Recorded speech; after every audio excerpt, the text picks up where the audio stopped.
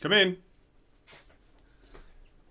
Hello, Sam. Hi, I'm just here for my performance review. Performance review. I came in shorts today. CFO of Activision, Sam. He's coming here for his performance review today. How are you? Sexy pants. Good. How are you? It says here that our company's stock price has dipped 10% overnight. That we're currently under investigation for securities fraud. That we have missed all our revenue targets, and that nobody likes us. So, what do you think would be a good performance bonus for you this year? I think about $15 million. I think that feels fair. What do you think? Sounds good. Sounds good, right?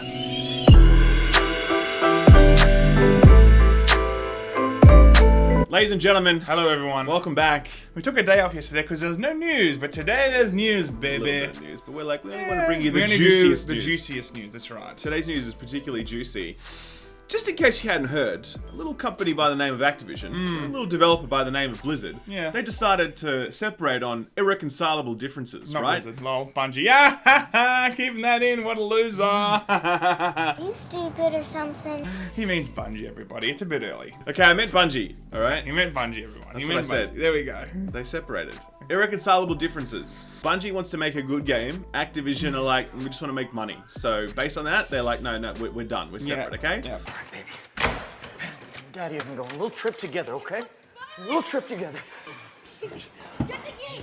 Get the key! I got it! Don't you want me to Put your fucking seatbelt go on for right Daddy, now? okay? Oh, let me Put your seatbelt go! on. There you go, sweetheart. There you go. Get your legs in. What's wrong with I'm taking her with me! I told you I'm taking her with me, you fucking bitch! You're not gonna stop me! A little trip, honey. All right? All right. Get the hell out of here!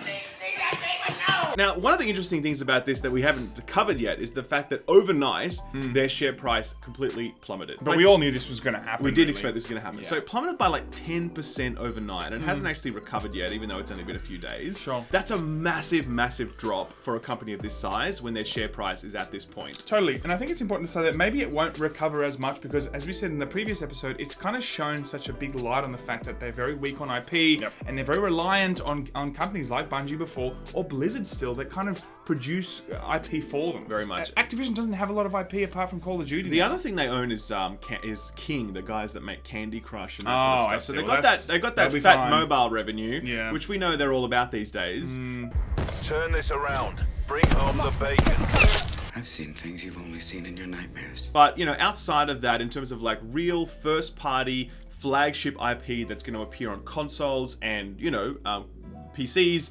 They've got Sekiro, but that's not their IP. That's being owned by FromSoft, and they're just publishing it basically. Looks and great, they've by the got it looks amazing. Looking forward to it. I actually played it again. Microtransactions, looking forward to it. That's right. There's no microtransactions in it. Fingers crossed. Oh, we'll see. It is looking amazing. We'll see. But they've got nothing else going on, and so it's unsurprising to see a share price dip of that magnitude, given how big this news was of them separating from Bungie. Okay. Part 2 of this is that for some reason there's a lawsuit that's taking place right now against Activision.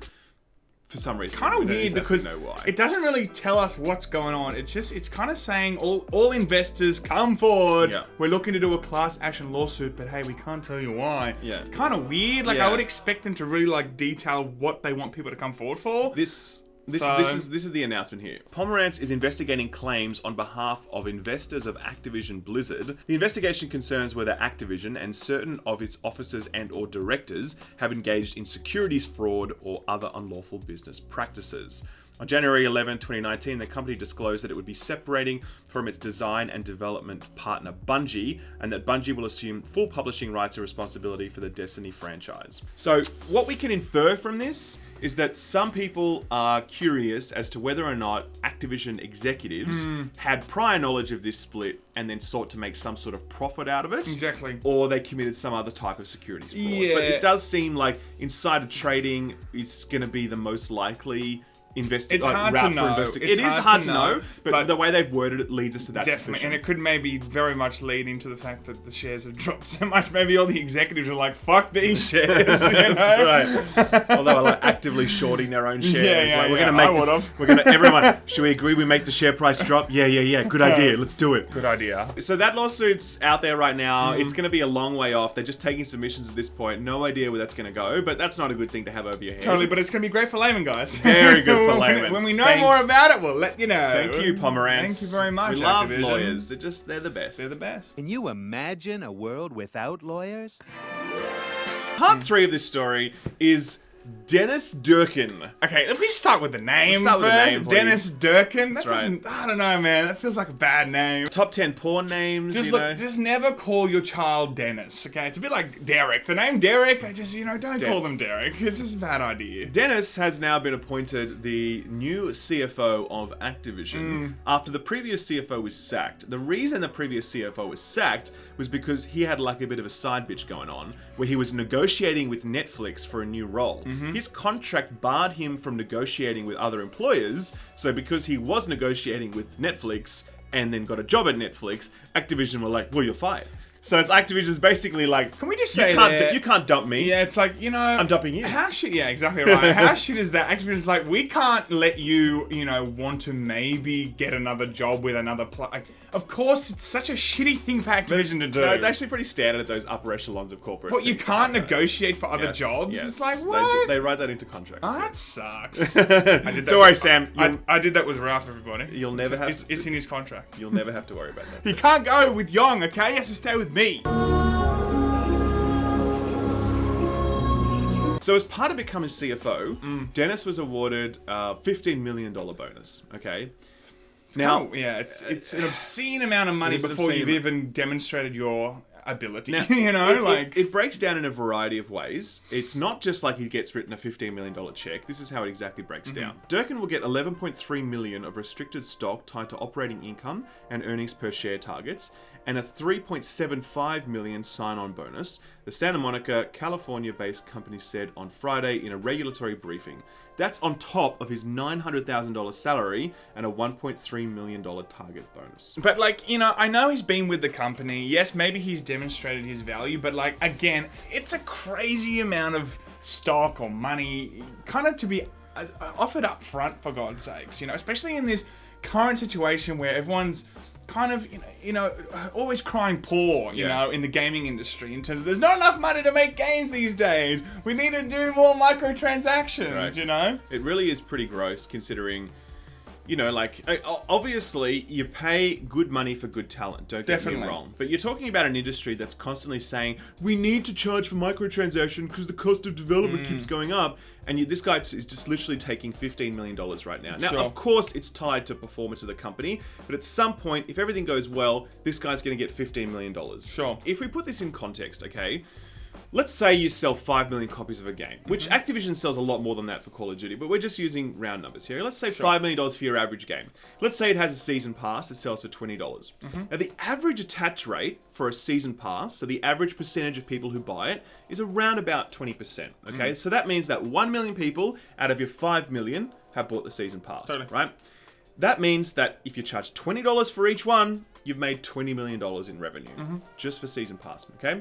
This guy's pay packet for this one dude is the equivalent of charging a season pass on a 5 million copy game. Totally. That really puts in perspective just how unnecessary all of this extra monetization bullshit in video games is. Because if they can afford to give one fucking guy $15 million, then they can afford to not charge us $1 for a red dot. I do totally agree, but there's going to be some people out there, which I can understand, when they say that these companies are making so much money, $15 million isn't really the difference between, going down the microtransaction route or not going down the microtransaction route. Yeah. So, I understand that CFOs and CEOs are going to make a lot of money in a capitalistic society, but, it's a shame these developers aren't seeing any of this money too. Yeah, the thing is, I speak to developers, they earn not much money.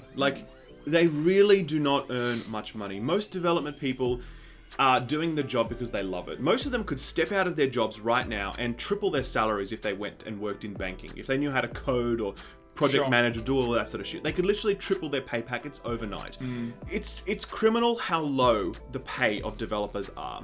And if microtransactions went towards funding development studios so that staff were better paid and they weren't all constantly fucking laid off all the time and studios closed down, Visceral closed down and all this sort of shit, and not forced to crunch like crazy. If that money went to those places, then I'd be like, all right, maybe there's an argument there. But it doesn't go to those places. It goes to Patrick Soderlund from EA, who made $52 million last year. $52 fucking million Sure. when he left the company, by the way. When he left. Like, not when he was staying there and delivering heaps of value. In the year that EA had one of its worst years ever, one of their head honchos took home $52 million. Like, it's absolute insanity how this whole structure is built. And we have to also remember that gaming has actually, in terms of the cost of making games, has gone down, since 2012 or something? It depends. In some ways, it's definitely gone up. In other ways, it's definitely gone down as new technology has sort of like made it easier for developers to produce things. Sure. Right? There's like, scalable tools and engines they can use that really relieve some of the workload. At the same time, marketing costs have absolutely exploded and gone through the roof. Sure, and if you sure. talk about things like motion capture and the price of voiceover artists, those things change a lot. Sure. But a lot of the technology itself is also becoming cheaper. So it goes both ways, but either way, the idea that one dude takes home $15 million for just being a CFO of a company, I mean, I get how capitalism works, don't get me wrong, but it also, we can agree that that's how it works, and also it fucking sucks. But I really wonder, how's it going to affect, the average consumer, everybody? I wonder if I wonder what kind of influence he's actually going to bring, because we've seen now the CFO, the previous CFO leave. Is this new CFO going to do anything that changes maybe the microtransaction structure of Activision, which in turn might change, the way that people look at Activision? I do not think he's going to deliver the next God of War. Well, Let's just say no, that. I do who not knows? think he's going to deliver the next Metal Gear Solid. No, but he might be in a position where he can look at the company, he can look at the current, goodwill of the company with the consumer and go, you know what, we are like fucking one of the most hated companies ever now. Let's try and change this by changing how we're monetizing our products. I will bet you $15 million that never happens. True. I will bet you $52 million that dear. never happens. Ladies and So gentlemen, true. that's the news for Activision today. God bless them, and just fuck you. I guess so, CFM. you, Demonetized.